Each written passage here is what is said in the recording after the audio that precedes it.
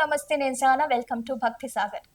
ప్రతి ఏడాది శ్రావణ పౌర్ణమి రోజు రాఖీ పండుగగా జరుపుకుంటారు. ఈ రోజున సోదర సోదరీమణుల ప్రేమకి ప్రత్యేకగా భావిస్తారు. అయితే ఈ సంవత్సరం ఈ రక్షాబంధన్ పండుగని ఆగస్టు 9వ తేదీన దేశవ్యాప్తంగా జరుపుకోనున్నారు.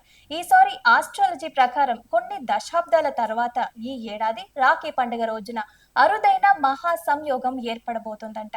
అయితే ఈ సంయోగం 1930 తర్వాత ఈ ఏడాది 2025లో రాఖీ పండుగ రోజు ఏర్పడుతుంది. వివరంగా చెప్పుకోవాలంటే 1930 ఏడాది ఎలాంటి యోగమైతే ఉందో ఈ ఏడాది కూడా అలాంటి యోగమే ఏర్పడుతుందంట.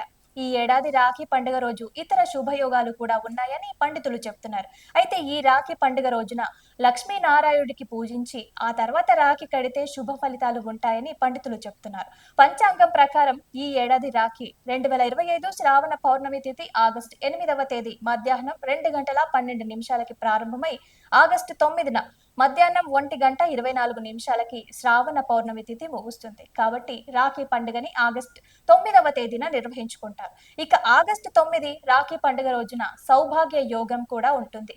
ఇది ఆగస్టు 9వ తేదీ నుంచి 10వ తేదీ వరకు ఉంటుంది. అనంతరం శోభన యోగం ఏర్పడుతుందంట. అంతేకాకుండా ఆగస్టు 9వ తేదీన ఉదయం 5:47 నుంచి మధ్యాహ్నం 2:23 వరకు సర్వార్థ సిద్ధి యోగం ఉంటుంది. మరోవైపు శ్రవణ నక్షత్రం సైతం మధ్యాహ్నం 2:23 వరకు ఉంటుంది. ఇవన్నీ గమనిస్తే 95 ఏళ్ల తర్వాత రాఖీ పండుగ ఒకే తేదీ, ఒకే రోజు, ఒకే సమయం, ఒకే నక్షత్రం, ఒకే యోగంతో ఏర్పడటం గమనార్హం. కాబట్టి ఈ ఏడాది అత్యంత శుభయోగాలలో రాఖీ పండుగ 2025 నిర్వహించుకోనున్నారు. ఇక రాఖీ కట్టడానికి ఆగస్టు 9వ తేదీ ఉదయం 5:21 నుంచి మధ్యాహ్నం 1:24 వరకు శుభ సమయం. ఈ సమయంలో రాఖీ కడితే శుభ ఫలితాలు ఉంటాయి.